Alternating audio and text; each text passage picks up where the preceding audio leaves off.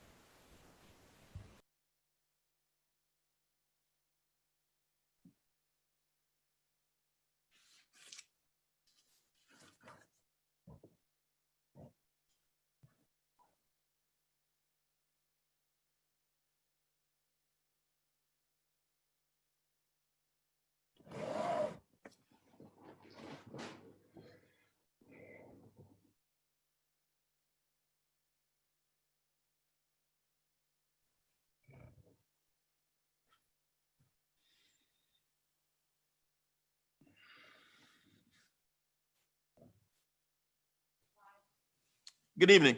We'd like to welcome everyone here to the city of Palatka, January 14th, 2021, City of Palatka Commission meeting. At this time, we're going to have our Pledge of Allegiance. I'm going to ask our newly elected Commissioner Will Jones to lead us in the pledge and Pastor Alonzo Mulberry to lead us in the invocation. Will everyone please stand at this time? I pledge allegiance to the flag of the United States of America and to the republic for which it stands, one nation, under God, indivisible, with liberty and justice for all.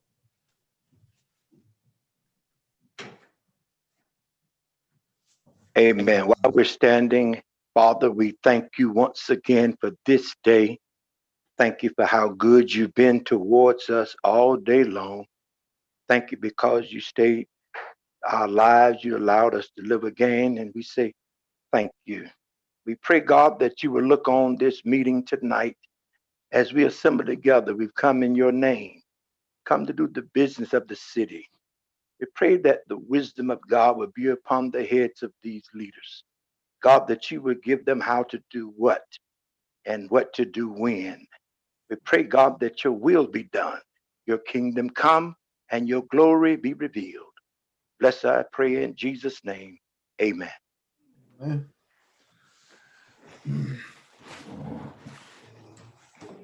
Thank you, Pastor Mulberry. Roll call, please. God bless you.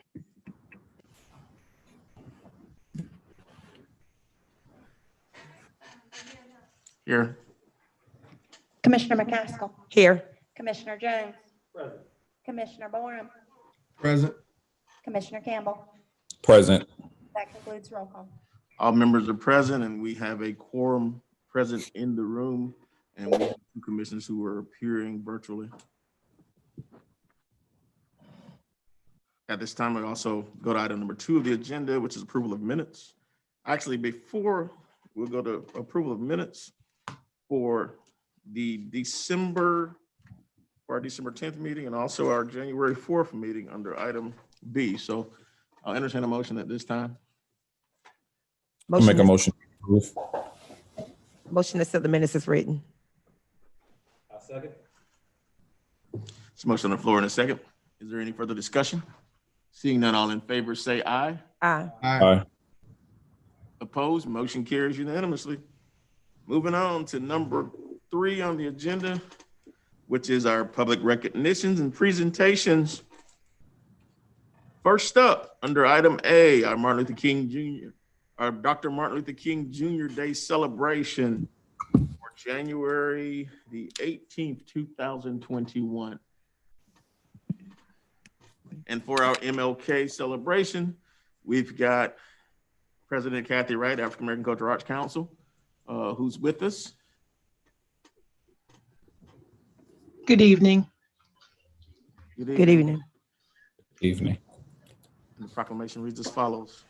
Whereas the Reverend Dr. Martin Luther King Jr. devoted his life to advancing equality, social justice, and opportunity for all, and challenged all Americans to participate in the never-ending work of building a more perfect union through his teachings, which continue to guide and inspire us. And whereas Dr. King advanced the cause of civil rights throughout the South in spite of the dangers associated with his work, locally, while taking part in the St. Augustine Civil Rights Movement, Dr. King was arrested on June the 11th, 1964, on the steps of the Monson Motel restaurant. His famous letter from the St. Augustine jail to his friend, Rabbi Israel Dressner, urging him to recruit rabbis to come to St. Augustine, resulted in the largest mass arrest of rabbis in American history on June 18, 1964, at the Monson Motel. And whereas on the eve of his death, Dr. King said, "We have an opportunity to make America a better nation. I may not get there with you, but I want you to know tonight that we as a people will get to the promised land." Though we have made great strides since the turbulent era of Dr. King's movement, his work and our journey remain unfinished. And whereas recognizing that our nation has yet to reach Dr. King's promised land is not an admission of defeat, but a call to action during these challenging times, as our capacity to support each other remains limitless to make our communities better, with increased opportunity for all of our citizens by carrying on Dr. King's work, by breaking the cycle of poverty and reinvesting in our schools, because education unlocks the child's potential and remains our strongest weapon against injustice and inequality. And whereas Dr. King, whose message transcends national borders, devoted his life to serving others. So as we observe the Dr. King Day on January 18th, let us ask ourselves, what Dr. King believed to be his life's most urgent and persistent question: what are you doing for others? By lifting up our brothers and sisters through dedication and service, we honor Dr. King's memory and reaffirm our common humanity. Now, therefore, Terrell L. Hill, mayor of the city of Palatka, Florida, together with the members of the Palatka City Commission, proclaimed January 18, 2021 as Dr. Martin Luther King Jr. Day in Palatka, and call upon our citizens to pay tribute to the life and works of Dr. Martin Luther King Jr. In witness thereof, I have hereunto set my hand unto witness and caused the seal of the city of Palatka to be affirmed on the 4th day of January in the year of our Lord, on the 14th day of January in the year of our Lord, 2021. I'll entertain a motion. So moved. So, Second. There's a motion on the floor, a second by Commissioner Jones, actually. And is there any unreadiness on the motion? Hearing none, all in favor say aye. Aye. Opposed, motion carries unanimously. Let's give a round of applause for our MLK proclamation. President Wright, do you have anything for us today? I just want to thank our, to the city commission, to all those who are in attendance tonight. Thank you so much to all our supporters of the dream of Dr. Martin Luther King and for all that he stood for. We just give our sincere gratitude for everything that you all have done to recognize this day. And although this year will look a little different for a lot of us, we still want to remember that day, celebrate that day, and continue the fight for progress. Thank you so very much. Thank you. Can you give us some information about the virtual MLK celebration? No, sir. Unfortunately, we were not able to pull that off this year. So we are hoping that others will look within our surrounding counties and to look for something virtual that they can participate in. And we definitely thank the African American Cultural Arts Council for the work that it does in the community and trying to make sure that we unify the community, especially during these trying times. Thank you. Any comments from the commission? So we just, again, if we look at the work and the life of Dr. Martin Luther King, particularly looking at what's going on in America today, where we find ourselves divided, we will understand exactly why it is important for all of us to stand together in unity. And so we encourage all of our citizens on this holiday weekend to make sure that we make significant efforts to stand in unity as this country stands divided. So again, thank you very much. Next up is going to be our proclamation for Arbor Day. Ms. Krantz. Thank you, Mayor. And for our Arbor Day proclamation, I have Ms. Melissa Miller from St. Johns River State with us. Counselor, are you with us? Sir. I'm sorry, I was muted. I am with you, Mr. Mayor. Thank you. Thank you for being here. Whereas Arbor Day is observed throughout the nation and the world in recognition of the many benefits of trees, and whereas trees can reduce the erosion of our precious topsoil by wind and water, cut heating and cooling costs, moderate the temperature, clean the air, produce life-giving oxygen, and provide habitat for wildlife. And whereas trees are a renewable source, giving us paper, wood for our homes, fuel for our fires, and countless other wood products. And whereas trees in our city increase property values, enhance economic vitality of business areas, and beautify our community. And whereas trees, wherever they are planted, are a source of joy and spiritual renewal. And whereas the city of Palatka has proudly been recognized by the Arbor Day Foundation as a Tree City USA for the past 29 years. Now, therefore, he, Mayor Terrell Hill, Mayor of the City of Palatka, does hereby proclaim January 15, 2021 as Arbor Day in the City of Palatka, and he urges all citizens to celebrate Arbor Day by supporting efforts to protect our trees and woodlands. And further, he urges all citizens to plant trees to gladden the heart and promote the well-being of this and future generations. Thank you, Mayor. Entertain a motion. Motion to approve. Second. This is motion by Commissioner McCaskill, a second by Commissioner Campbell. All in favor, say aye. Aye. Aye. Opposed, motion carries unanimously. Attorney Miller. Thank Do you, have any Mr. words Mayor. for us? I would just like to thank you, the City Commission, and the city staff for your leadership with Tree City USA efforts. St. John's River State College is also an Arbor Day supporter and is a tree campus. And we have been a tree campus for USA campus for several years. We definitely appreciate the partnership that we have with the city, and we appreciate the fact that you have contributed a tree which will be planted on our campus tomorrow in honor of Arbor Day. And we look forward to many years in the future to celebrate Arbor Day together. And hopefully we'll be able to do that without the COVID limitations sometime soon. And I'd also like to thank the City Commission for your efforts in keeping us all safe and being leaders among us in this effort. So thank you for that, Mr. Mayor. Thank you very much. And again, thank you to St. John's River State College for your commitment and your commitment for hosting us on Arbor Day and your commitment to this community as a whole, and send our regards to President Pickens. We'll do that. Thank you so much. Thank you. Next up, National Slavery and Human Trafficking Prevention Month, January 2021. We have Ms. Lakeisha Mack from CDS Behavioral. Ms. Mack, are you with us? Yes, Mr. Mayor, I am with you. Thank you. And the proclamation reads as follows.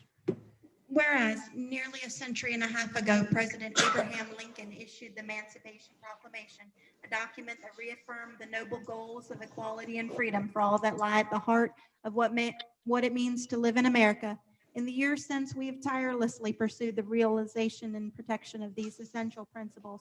And whereas despite our success, thousands of individuals living in the United States and still more abroad suffer in silence under the intolerable yoke of modern slavery. During National Slavery and Human Trafficking Prevention Month, we stand with all of those who are held in compelled service. We recognize the people, organizations, and government entities that are working to combat human trafficking, and we recommit to bringing an end to this inexcusable human rights abuse. And whereas human trafficking is a $32 billion per year global criminal enterprise, and this crime, as well as a civil and human rights violation, and an estimated 25 million people are currently victims of human trafficking for both sex and labor. And whereas human trafficking endangers the lives of millions of people around the world, and it is a crime that knows no borders, human trafficking is a form of modern-day slavery, be it for commercialized sexual or labor exploitation. The otherwise multi-layered crime does not have a static profile. It affects children, adults, U.S. citizens, residents, and foreign nationals alike. And whereas this month we do not simply reflect on this appalling reality, we also pledge to do all in our power to end the horrific practice of human trafficking that plagues victims around the world and in our neighborhoods. And whereas human trafficking awareness is observed to educate the public and raise awareness about human trafficking, has a strong commitment to social justice. Now, therefore, he, Terrell L. Hill, Mayor of the City of Palatka, together with the members of the Palatka City Commission, do hereby endorse the month of January 2021 as National Slavery and Human Trafficking Prevention Month in the City of Palatka, and urge all citizens to educate themselves about all forms of modern slavery and the signs and consequences of human trafficking. Thank you, Mayor. So move. Thank you. There's a motion on the floor by Commissioner DeBoer, Second. second by Commissioner Jones. Is there any further discussion? All in favor, say aye. Aye. Opposed, motion. Give a round of applause as Ms. Mack gives us some information from CDS. I'm sorry, I couldn't hear. It's kind of low.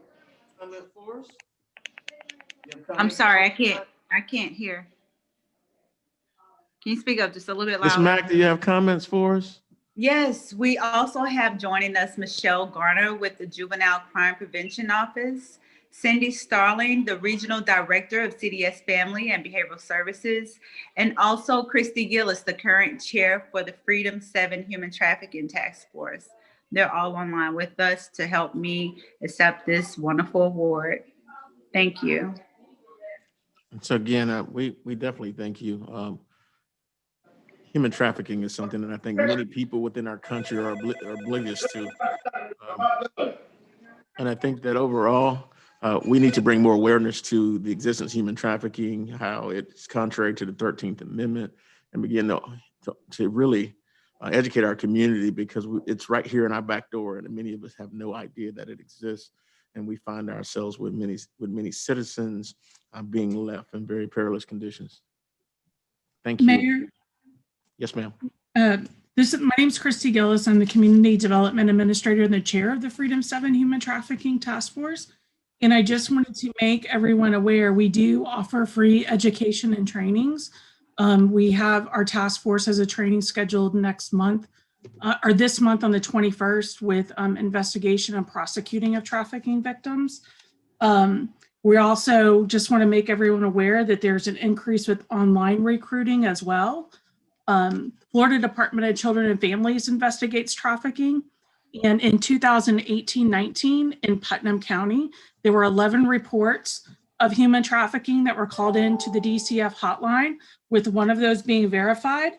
And then last year in 2019-20, there were 11 cases again reported to to the Department of Children and Families, with 4 of those individuals that were verified as human trafficking victims. So again, these are our kids and our community, but we would be happy to assist and do any education and training. And we do appreciate the ongoing support from the city of Palatka, mayor, as well as commissioners. Okay. And we would love for you to be able to share that information with us so that we can put it on our social media sites as well, get it out to the citizens and find a way to actually share your training virtually with others within the community. So if you Okay, can, I can get in contact with the city and get that arranged. thank you very much. And thank you for all the work that you do. Next up, School Choice Week, January 24th through January 30th. And for our School Choice Proclamation, we have Mr. Curtis Ellis, Principal of Putnam Academy of Arts and Sciences. Mr. Ellis, are you with us today? I'm here. Good evening. How are you, sir? Doing well. The proclamation reads as follows. Whereas we believe that all children in the city of Palatka should have access to the highest quality education possible. And whereas the city of Palatka recognizes the important role that an effective education plays in preparing all students to be successful adults. And whereas quality education is critically important to the economic vitality of the city of Palatka. And whereas the city of Palatka is home to a multitude of high quality public, charter, and non-public schools from which parents can choose for their children, in addition to families who choose to educate their children in the home. And whereas educational variety not only helps to diversify our economy, but also enhances the vibrancy of our community. And whereas the city of Palatka has many high-quality teaching professionals in all types of school settings who are committed to educating our children amidst the pandemic. And whereas School Choice Week is celebrated across the country by millions of students, parents, educators, schools, and organizations to raise awareness of their need for effective educational options.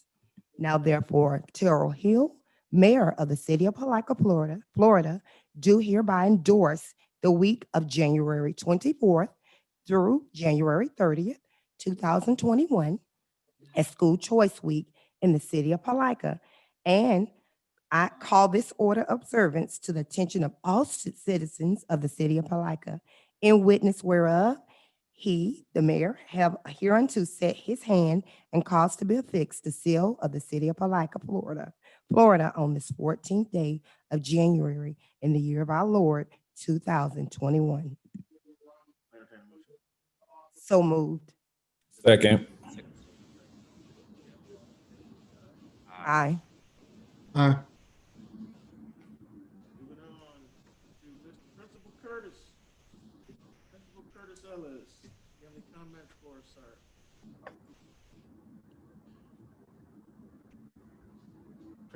Principal Ellis, you have any comments for us? Yes, sir. I just want to say thank you to the commission for recognizing School Choice Week. You know, some students thrive in regular public schools, some in charter, some in private, some in magnet, some in homeschool. But regardless of the school, we're all have the same goal, and that goal is providing the best education possible to the children of Palatka and Putnam County. And we just thank you for recognizing School Choice Week. Thank you very much, and thank you again for your work with our young people in this community. Thank you. Next up is the City of Palatka, Florida. The City of Palatka continues to celebrate the life and the legacy of Miss Deborah Foster. We have her family with us today, and we've got Jessica Solomon, who's joining us. Do we have any other family members who are present? Kim and Bobby Daly.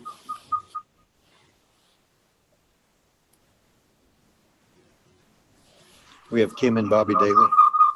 I got Kim and Bobby Daly on here as well. And so before we get started, I want to have a moment of silence from Ms. Foster. And so will everyone please bow their head and join me in a moment of silence.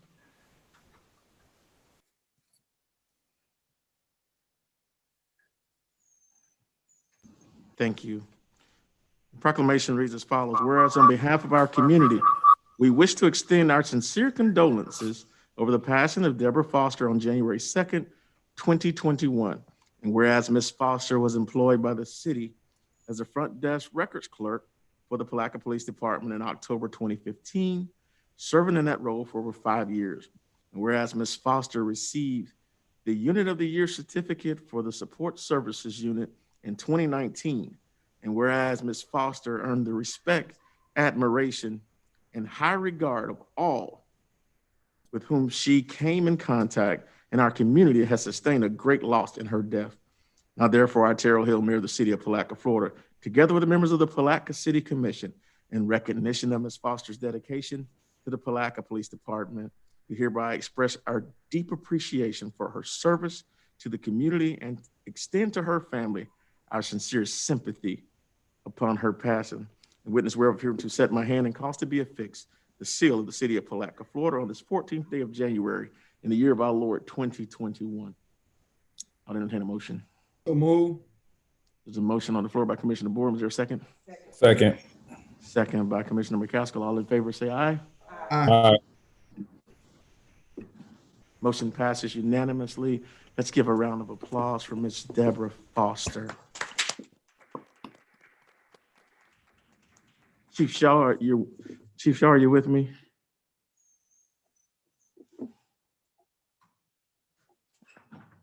Chief Shaw's here in the audience. Chief, if you could come forward at this time. Also, is there anyone from the family who wants to make any comments?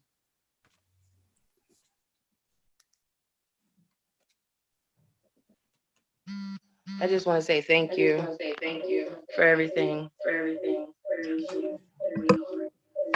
I also have her Aunt Mabel and Uncle Robert. Hello, We Aunt greatly Mabel. appreciate everything you guys have done. We've got an opportunity to see that smile that lights up a room and that undying commitment to making it happen. And so we were definitely grateful to have Ms. Foster in our lives here at the City of Palatka. She'll be forever missed and forever treasured. And Chief Shaw's here as well. I know Chief Shaw has some expressions at this time. Chief, you want to say anything to the family? Yes, sir. On behalf of the City of Palatka, Palatka Police Department, we want to say thank you to the family for allowing us to share such a wonderful time and experience and get to know Deborah. Deborah was very special to us at the police department and special to us at the city. And we are very, very saddened by her loss. But we do extend our deepest sympathy to the family. And we do say thank you for allowing us to spend such a great time with her. Thank you. Do we have any comments from the commission or for anyone on the staff at this time? Well, I just like to extend the deepest sympathy to the Foster family. Again, it shows her dedication and commitment and what she did for our community as a whole. And again, we can't find many people that have those type characteristics or what have you, and how many people she has touched. And so again, we like to thank the family for allowing us to have her for the time that she served the city. So thank y'all very much. Commissioner Campbell, you're muted. Yeah, I'm sorry. I too would like to extend my sincere condolences to the family. There was always a smile when you walked into the police department, and that's going to be definitely missed. So during these difficult times, again, we are with you in prayer. Commissioner Will Jones, our thoughts and prayers are with you and your family at this time.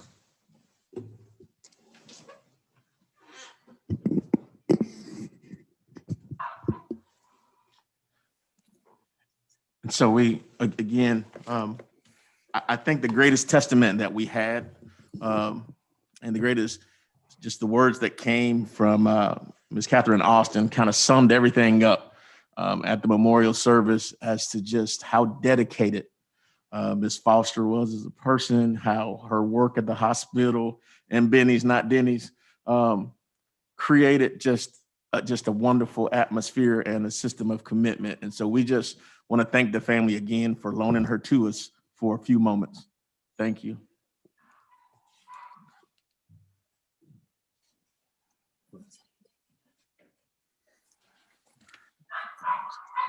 Next up, we'll go to item number 4 on the agenda, which is our public comment. Public comments will be limited to 2 minutes. No action will be taken on topics of discussion. If there's anyone here wishing to speak during public comment, you have the ability to dial 386-329-0100, extension 0. You can also put your comment in the YouTube chat.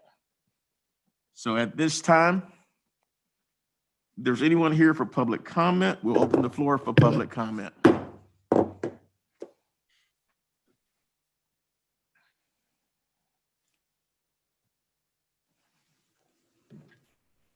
Do we have anything in the chat? There's nothing in the chat this time, Mayor. Seeing nothing, seeing the phone's not lit up, we will go ahead and close public comment. Moving on to our consent agenda, item number 5. We have items A through H on the consent agenda. Are there any items on consent that you wish to have removed at this time? Seeing none, I'll entertain a motion. Motion to approve. So there's a motion by Commissioner Borum. There's a second by Commissioner McCaskill. Is there any further discussion? Yes, sir. Question. Yes, we got one. We got a discussion item, Commissioner Jones. On item E, resolution number 2021-R-06, authorizing the execution of a grant, and that's a reference to the Hank Brown Park improvement phase 2. My question is, I saw the packet, but I didn't see anything including restroom facilities at the park. Is that included in the redevelopment down there and the improvement? So, Mr. Griffith or Ms. Tucker, do you want to take that question?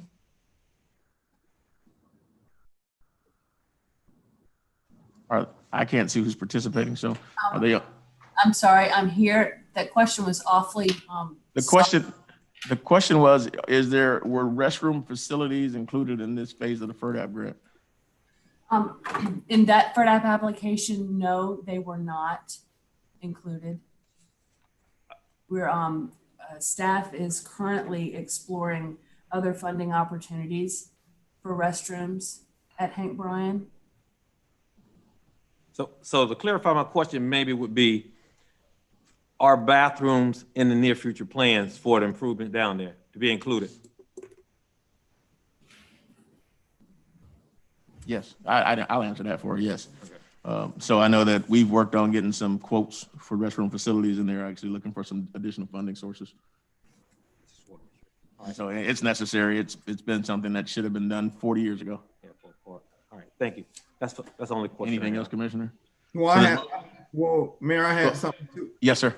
When we have projects like that, is there any way that we can get what those improvements will be and kind of have a somewhat of an outline that we can kind of understand and know, so we wouldn't have to raise certain questions? Like that was a basic one, but it was very critical that we do have bathrooms. So I thank Commissioner Jones for bringing that up. So if we can just have a more of an outline, as to at least a high level outline, that'll kind of help us out. Okay, just get with Mr. Griffith and Ms. Tucker, and then they can kind of give you scopes. Appreciate it. Thanks, sir. You're welcome. Seeing nothing else, we'll call the question. All in favor, say aye. Aye. Opposed? Motion carries unanimously. Moving on to item number 6, Palatka Housing Authority appointment. We've got 2 applicants for this position. Is Mr. John Nelson on the line? We've got Mr. John Nelson, and we also have Dr. Sharon Spells. So is Mr. Nelson on the line with us? I think I am. All right, so since I'm gonna act like you are anyway. So Mr. Nelson, you want to go ahead and give us a quick synopsis? We all know you as the former CEO of the Housing Authority, and so do you want to give us some information at this point? Yes, first of all, can you hear me? Yes, sir. Okay, thank you. As you know, I have been the CEO of the Palatka Housing Authority for roughly 14, 15 years. And I think that the Housing Authority did very well during that time period. More so than that, the experience that I bring to the table and want to bring to the board is that of over 50 years of housing and housing development. I'd like to be able to share with the other board members and move the Housing Authority in a direction that will benefit the city of Palatka. I've been on various committees, national committees, as well as local. And I think that the experience, again, that I bring to the table is very, very important to allow the other board members to be able to get another picture of what the Housing Authority is capable of doing. Yeah. Thank you. Any questions or any comments from Mr. Nelson? Next up, Dr. Sharon Spells.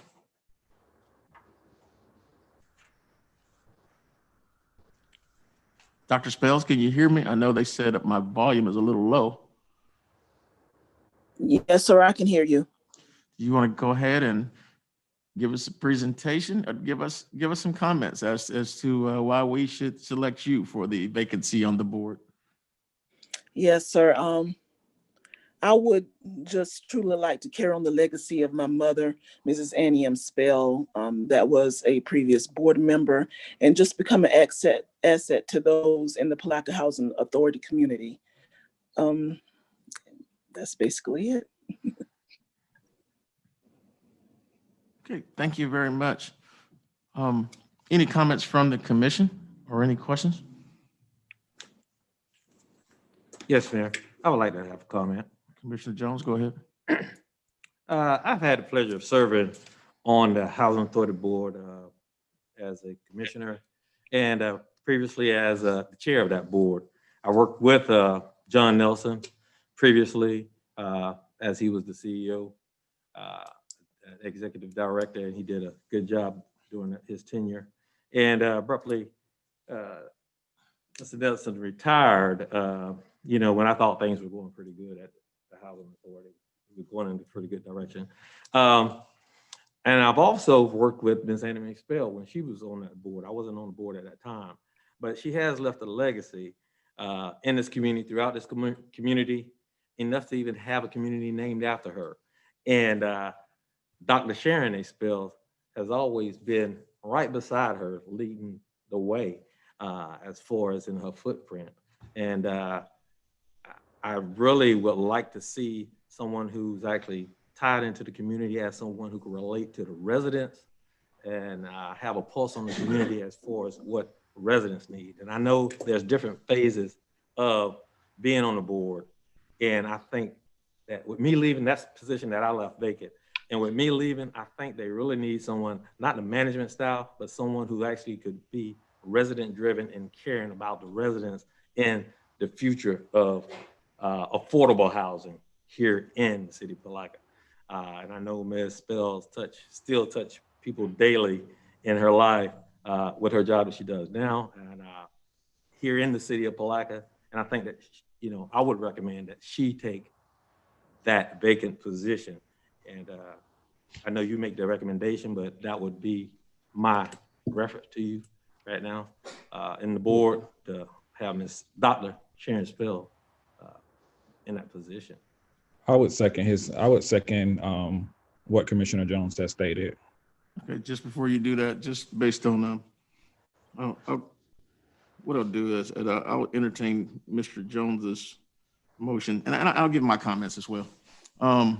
Based on what we have in place, the mayor makes a recommendation to the commission, and it has to be affirmed by, and then the commission makes the selection choices based upon the recommendation to either go with it or to do something differently. John Nelson is the guru of housing in this community. John Nelson has been the CEO of the Housing Authority. I sat on the selection committee, and I think we did a great job in bringing John there and putting him in place for 54 years. That's what he's done as a career. Where we are at this time is we are looking for We're looking for citizens to become engaged. We're looking for citizens to really take over those spots. John's going to be there, I think. John, I consider both candidates to be friends, and I highly respect both of them. Dr. Spells is the Director of Transportation for the school district, but I am really excited about having new blood. I'm excited about having someone who wants to come in and continue legacies and create sustainability, not just for a few years, but someone who's going to really be there. John Nelson's going to always be around Putnam County for as long as he lives. His heart's going to be here, and he's going to be the person that we call for housing advice. I'm not necessarily enthused about having two CEOs in the same room, one sitting on the board and one sitting in a leadership position. But I know that Mr. Nelson, as a consummate professional and a committed individual to this community, will not stop working to improve housing within this community, affordable housing, and any other aspect, because he is just that type of person. And it's with hours of laboring and deliberation that I'm going to recommend that Sharon Spells be the person who takes the seat of Commissioner Jones on the Housing Authority Board. And so at this time, I'll entertain a motion. Motion to approve. Well, if Commissioner Jones made the motion already. We'll go ahead and Commissioner Jones, can you just restate your motion? The motion is recommend that Dr. Sharon A. Spell is appointed to that Housing Authority Board as commissioner. I would second that again. It's on a motion on the floor by Commissioner Jones, a second by Commissioner Campbell to affirm my recommendation. Is there any further discussion? Questions called by Commissioner Borum. All in favor, say aye. Aye. Opposed? Motion carries unanimously. We want to thank both applicants, and this is exactly what we want in the city of Palatka. Two very qualified applicants coming forward to do the work of the city. Mr. Nelson, in no way is this a slight to you. We think you have served this community very well, and we know you're going to continue to serve it. And it's hard for me to make a decision of this type, but we're going to move this community forward and continually make the St. John's, the gem of the St. John's shine. So again, thank you very much. Thank you. Moving forward, direction from the commission as it relates to reopening. Mr. Holmes. Yes, sir, Mr. Mayor, thank you. Mr. Mayor, the commission has been steadfast in attempting to guard the community and implement safeguards that will help in trying to stem the rate of infection of COVID-19. We've basically not issued any special event permits during during the latter part of 2020, I think from February or March forward. Indicated that we would look at this on a renewed basis periodically and actually meeting to meeting after the new year. We did run a sort of a trial balloon with the state or regional bass, high school bass tournament last weekend, I guess it was. And we now have another event that's been one that has been quite a I guess, boost for the city and the surrounding areas in past years, and that's the BASS Elite Series tournament, which is scheduled to be in Palatka February 11th through the 14th. Bassmaster, right? It's Bassmaster Elite, BASS. I wanted to advise the commission that in conjunction with Mr. Cutright, under whose department is the special event permit process, we've spoken with Ms. Jones from the chamber and have had presented to us one of the most detailed safety plans that I've seen by any organization, outlining what BASS intends to do in an attempt to safeguard the public and observe all guidelines that are observable or that are promulgated for attempting to avoid transmission. Ms. Jones is on the line. I think that I believe she is. I can't see her right now, but I believe she is. And I think I see her. And I think she also has someone from BAS available. But from my perspective, I will just tell you, and Mr. Cutright's here also, that the plan in writing that they've submitted is not something that somebody drew on a napkin in 15 minutes. It's it's an excuse me, Mr. Mayor, you know I've got a little bit of a cough still from my little COVID experience, but it's an 8-page document and includes such things as limiting access to the spectator area with their own imposed barriers. They've calculated the square footage of the spectator area, and when they allowed for the social distancing setback of 6 feet, calculated the total number of people they could allow in that area.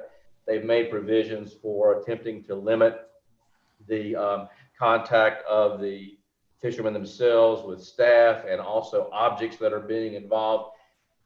It's a fairly detailed plan. Now I realize you won't be able to control everything, and there'll probably be spectators there that won't be in the spectator area.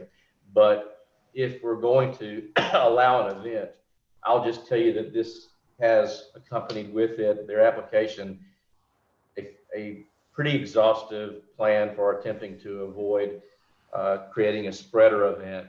Also, I will advise you that the chamber is altering their past practice by not holding any indoor activities at all. So everything will be outdoor. In the past, they've had a kids zone at the River Center. They will not be doing that.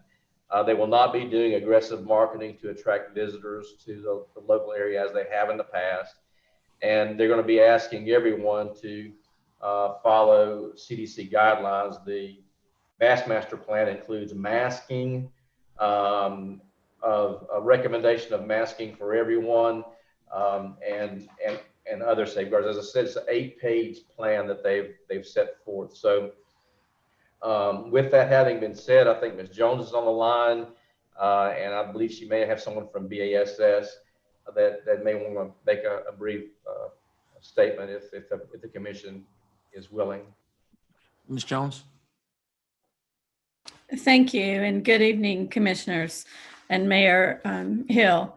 We do have with us on the call today Ben Ashby. He is the Operations Manager for BASS. And as Don has stated, they have a very exhaustive safety plan, and they have been implementing it at events throughout the pandemic for their other elite events. I'm going to ask him to introduce himself, and if y'all have any questions, you'll have met us both, and we'll be happy to answer any questions anyone might have. Ben, are you with us? Yep. Thank you, Dana. And thank you, Mayor. Thank you, Commissioners. Obviously, Commissioner Holmes, and all of you. Obviously, Bassmasters in Palatka goes back many, many years, and I've been at every single one of them.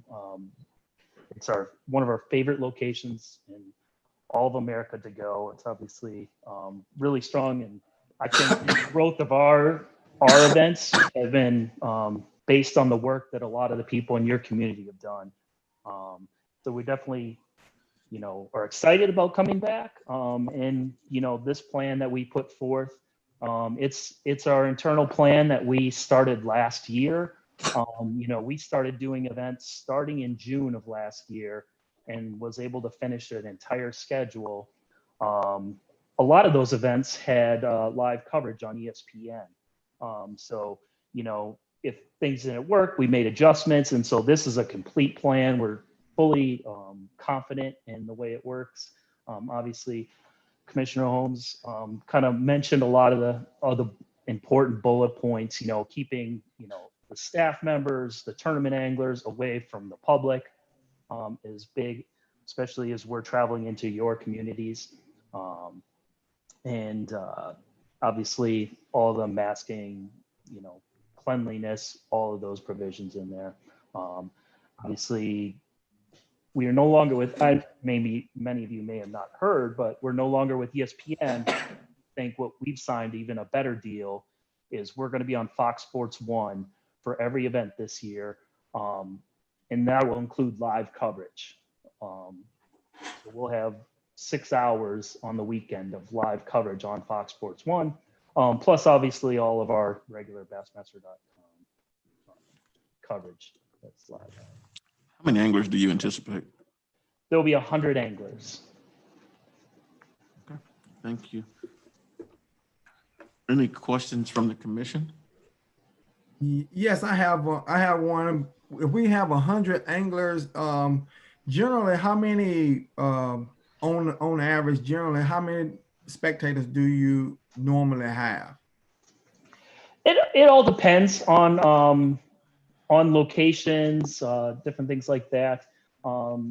Obviously, this past year, we've kind of kept that to a minimum. Like has been mentioned before, lower marketing, some of that thing. So it's usually in the couple hundred range that we've had in spectators.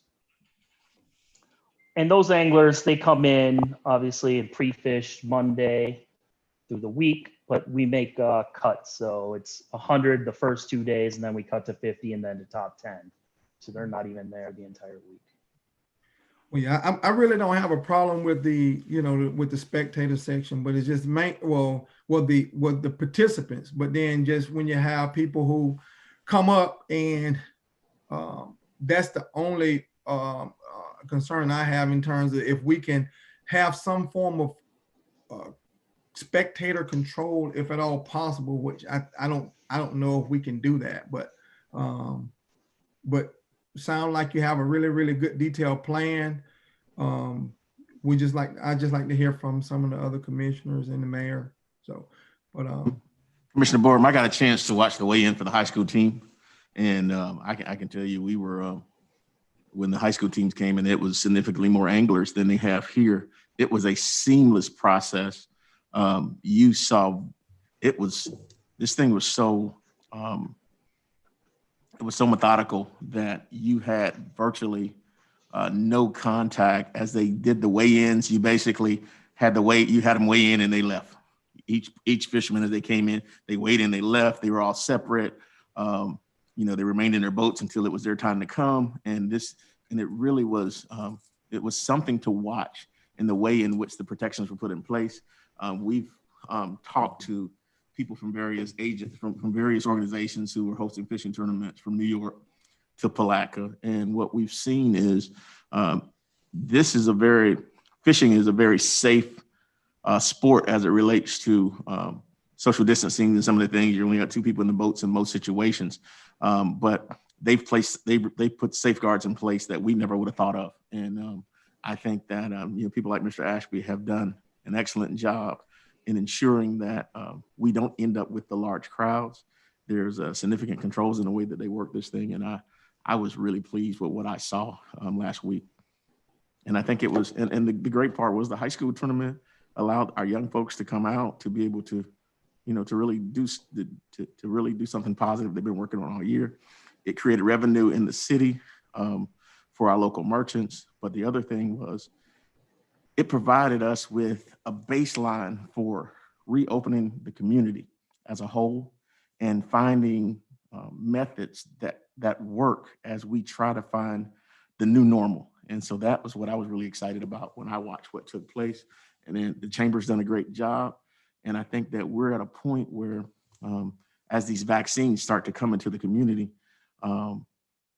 we've got to figure out how to get people back to a point where we generate revenues for our local merchants who've been hurting throughout this process, and at the same time providing the safety that we've been, I think, extremely careful in putting forth throughout this community.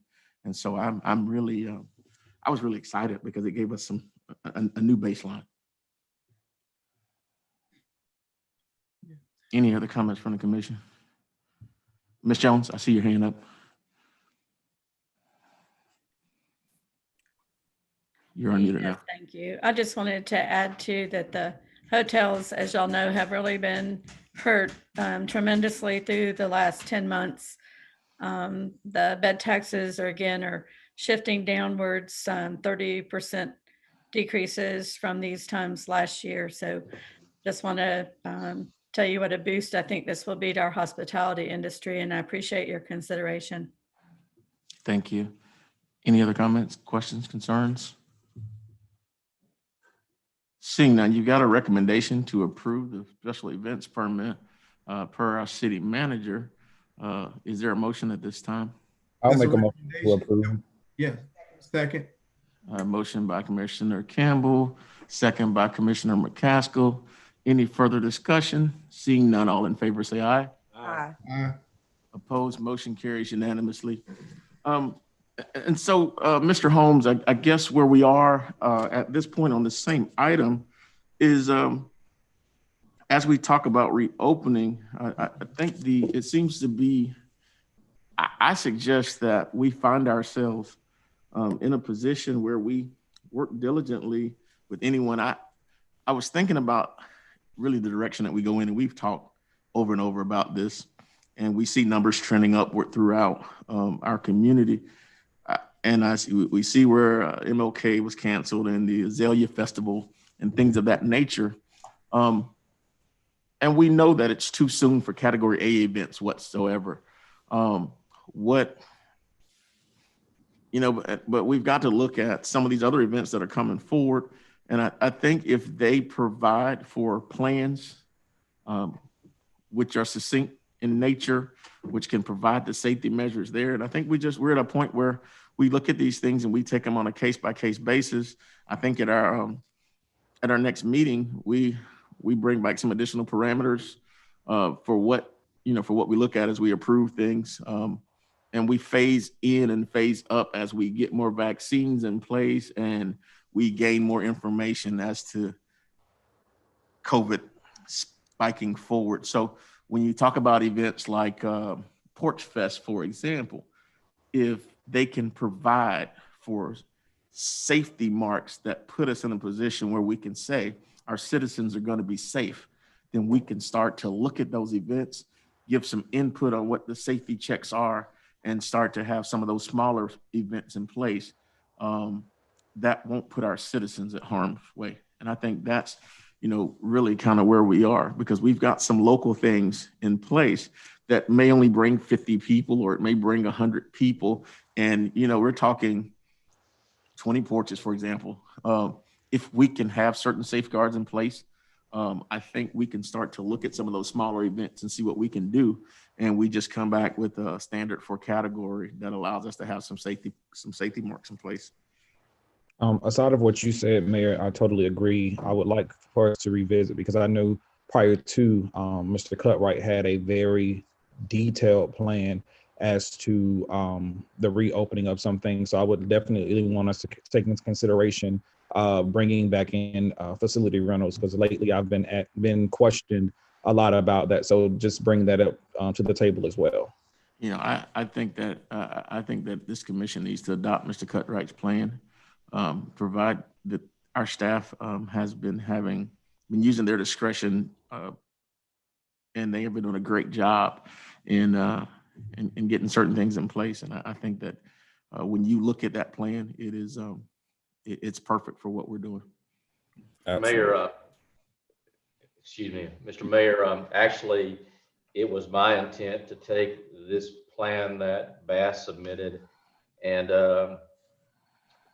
without any shame, take some of the major components of this plan and submit them to the commission for consideration. One of the key ingredients of this plan is the limitation of access and the crowd control.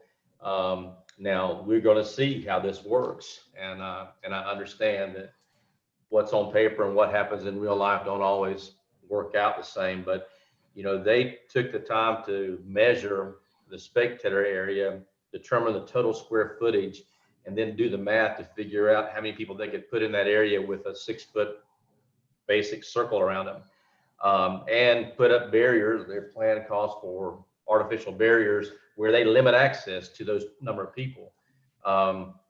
That's kind of a distinction between anything we've had proposed to us in the past by way of parades and things like that. Correct. And so that was a big factor. Now, when we start talking about opening up our facilities, we can impose those sorts of limitations on the numbers that attend. So we're going to put something together and bring back for the consideration of the commission for you to tweak or suggest modifications to. But we will do that at the next meeting. Okay. And I think that will give us an opportunity really to look to actually incorporate that into what Mr. Cutright had with his 50% capacity. Commissioner Bohr? Yes, I thought we voted on the facilities piece about a little over a month ago, about a month ago or so. We talked about the 50% capacity being the standard for it, but we didn't completely open it up for rentals. Okay. And so if that's something that well, actually we could just wait for the 2 weeks and bring it back and do it all in totality. If that's the commission's flavor. That was my request. Yeah. Okay. So what we'll do is we'll bring this back on the next agenda with the amendments to Mr. Cutright's plan so that the commission can go ahead and enact a standard which allows us to be able to start to create the new normal. And I think that's going to be good for the citizens as a whole. It's going to be good for the community, and it'll give us an additional 2 weeks to look at what the numbers are doing as we move forward. And it'll be and like anything else, it'll be a fluid document based upon what we're seeing as far as COVID numbers are as well. And if the governor implements any additional executive orders or anything which may be contrary. So we'll move forward with that. Again, thank you to everyone for your hard work. Thank you to Mr. Ashby and Ms. Jones for the work that you're doing as well as it relates to tourist development within this community. And now we will move forward with our city manager and administrative reports, Mr. Holmes. Well, respectfully, I'm going to decline to make many remarks tonight. My voice is still a bit sketchy, and my coughing is not all that pleasing to listen to. But I would like Mr. Griffith to bring something to your attention. Is he on the phone? Yes, sir. I'm here. Thank you. Commissioners, Mayor, I just want to give a brief update on the water line project currently occurring in Palatka Heights. We are making good progress. I think they have installed to date about 7,000 linear feet on that project. They are getting ready to do the boring across State Road 20 at 13th Street and to begin on that side of the heights, working around on President and South 14th Street. Once we wrap that up, we will be moving up to the 16th Street, 17th Street, and St. John's Avenue area. We have an opportunity that I wanted to bring to your attention.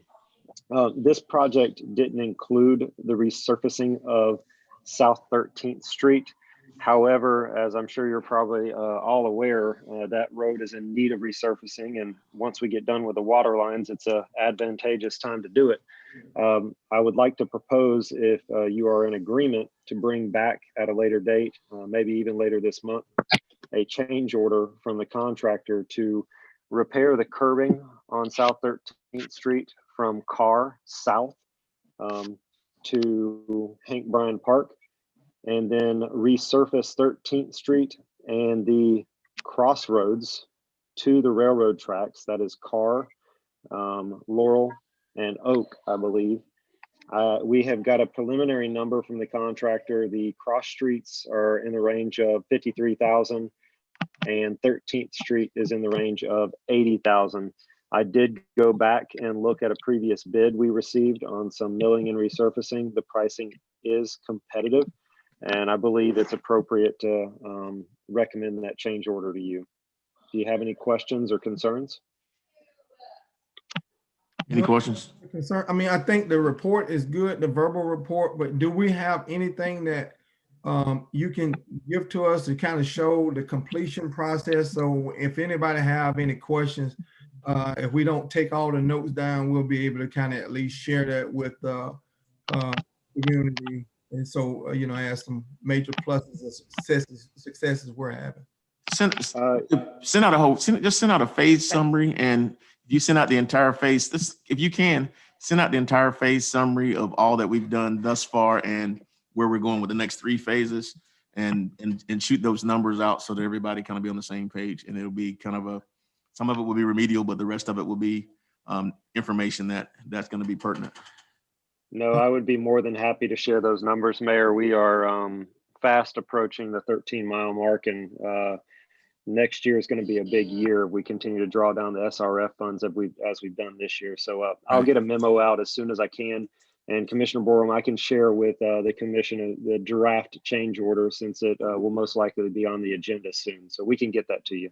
Yes, And you've got one other thing that you want to announce, and it's something that has to do with resiliency. Do you want to talk about that? Yeah, it's becoming a common occurrence around here that Mandy keeps finding more money from the state and the federal government. But we recently were notified, Mayor, I think you got notice of the article in somewhere in Jacksonville. Yep.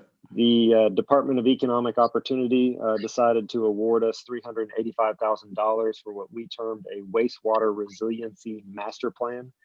Simply put, that will be some smoke testing and TVing of lines to determine where all the inflow and infiltration is getting into your wastewater system, so we can reduce that number and increase our servicing capacity at our plant. So it's some positive news, and happy to share it. Increases water quality. Mayor? Yes, it does. Yes, sir. While we're on that one thing, we have a lot of contractor work going on throughout the city. And right there at South 18th Street, they were replacing a lot of the poles, and they got some areas they are damaging the concrete, the sidewalks, or what have you. So I'm just saying that a lot of we just don't want to make sure that our citizens have to pay. We're gonna send them a bill. We're gonna send them a bill. What's that? We're gonna send them a bill. Okay. Well, trust me. I'll go ahead and I'll get the exact locations and all, and then get that to them, because the citizen brought it to my attention, and I asked them to go through the process and contact Jonathan or the city manager to report that. So if they have not done that, I will make sure I get that exact location.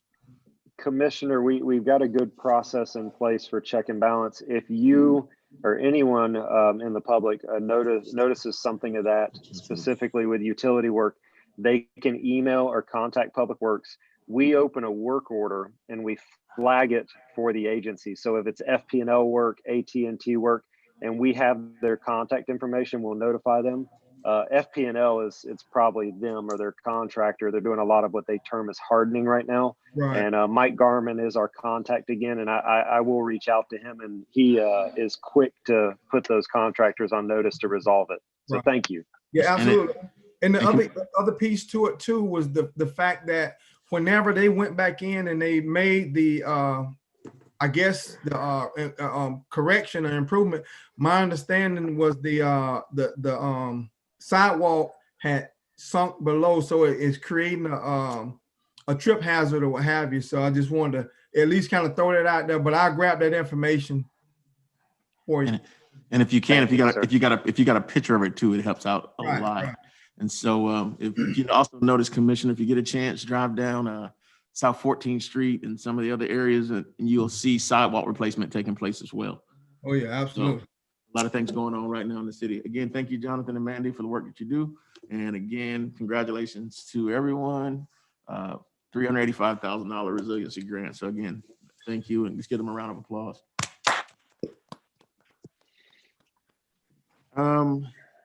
Ms. Becker, budget summary. Good evening. How are you all? We're fine. It depends on what your report says. Well, before I get started on the quarterly report, I wanted to address Commissioner Jones's question regarding the Hank Bryan restrooms. During budget prep, we did put some money in Better Place to at least start that project. The goal is to seek a grant match for those expenditures. There's $15,000 in Better Place right now, and if we can get a grant match, then that would just increase the scope of the project. So just wanted you to know or be aware that that is on the radar. Thank you, Ms. Becker. You're welcome, sir. Moving on to the quarterly report. I cannot believe that the first quarter is already complete. The report in front of you, please note that the revenues for December posted after I pulled the report that you see. So you're only going to see revenues for October and November. However, you're going to see expenditures through December. Starting with general fund, we are on target as far as where I would like to see us in the first quarter. We do have COVID expenditures in there that were not budgeted. However, we have submitted a reimbursement to CARES that I believe is in a review stage through the county. So that's something to note in general fund. Moving on to airport. Again, if you remove the grants, any fund with grants will throw you off when it comes to percentages. If you remove the grants, operating is on target, personnel, operating, that sort of expenditures. There are a few insurance claims in your operating expense that you will see, or that is a summary of it, but that is included in that expenditure that we're working through right now. Utility fund, we are heavy in grants and state revolving monies. I believe it's about $5.5 million in there for fiscal year 2021. Again, that will skew your percentages, but your operating is fine. As we all know, grant expenditures are typically reimbursed. So we typically won't see those revenues until towards the end of the year, if not even after the year is closed out. Golf fund, it's on pace. The expense reimbursements for operating expenditures are on pace. Transfers in, typically the largest expense in that fund right now is their debt. And that just hasn't happened yet, so you won't see that. You scroll golf down. Sanitation Fund. This fund is actually missing November and December's revenues. These are the checks that we get in from the gas authority as they collect or they do our billing for us. So we can kind of be late on those, or see a late posting on those. If you remove, if you take the debt service out, and you add your November revenue in, we are actually under in expenditures. So that fund's operating fine. The tax increment fund, we have invoiced for the county portion of the TIF monies. We should see those posted soon. Hopefully in January is when all the TIF monies come in. So revenues, you don't see anything on there as of now. For downtown and south, the largest expense that is actually budgeted are transfers out. And those are going to be your one-time one-time expenditures, which are grant matches for capital projects in each respective district. So that probably won't happen until after the project is complete. In Better Place, we have... we are actually at 33% of revenues collected as of December. And we collect all the way through every month. This type of revenue doesn't just stop after we receive so many payments. We do collect in monthly for that. And if you remove grants in this fund, the capital operating expenditures are on target. And we have about $6 million in grants budgeted in this fund. And we also have the Public Works loan proceeds and debt service in this fund as well. That's for the facility, right? Yes, correct. Just something to note is that as these grants have been awarded here recently, I guess since the budget was actually adopted, we will need to submit an amendment to you all to include those in the budget so that we can get those projects and GL started and reflected. Okay. Any questions from the commission? Seeing no questions, thank you, Ms. Becker, for your update. Yes, sir. Thank you. Thank you, Ms. Becker. Thank you, Ms. Becker. Mr. Holmes, you have anything else?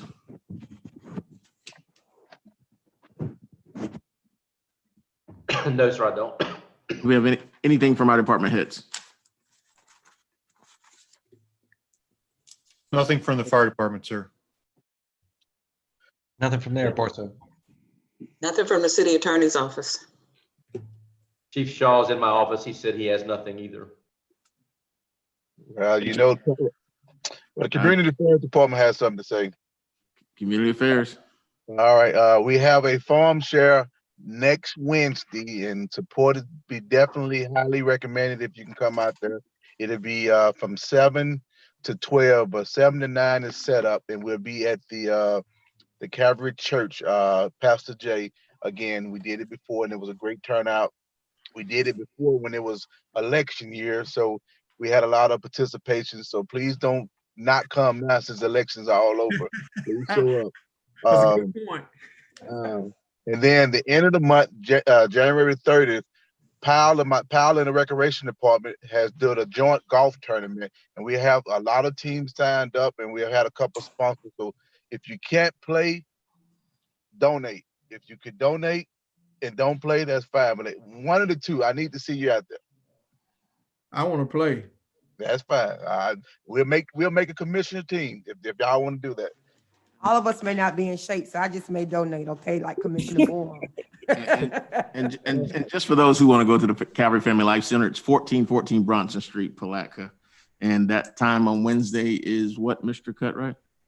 The food giveaway will be from 9 until we run out, but set up is 7 to 9 a.m. From 7 to 9 a.m. is set up and get it ready. We'll start donating the food drive, the drive-through at 9 a.m. and we'll run until we run out of food.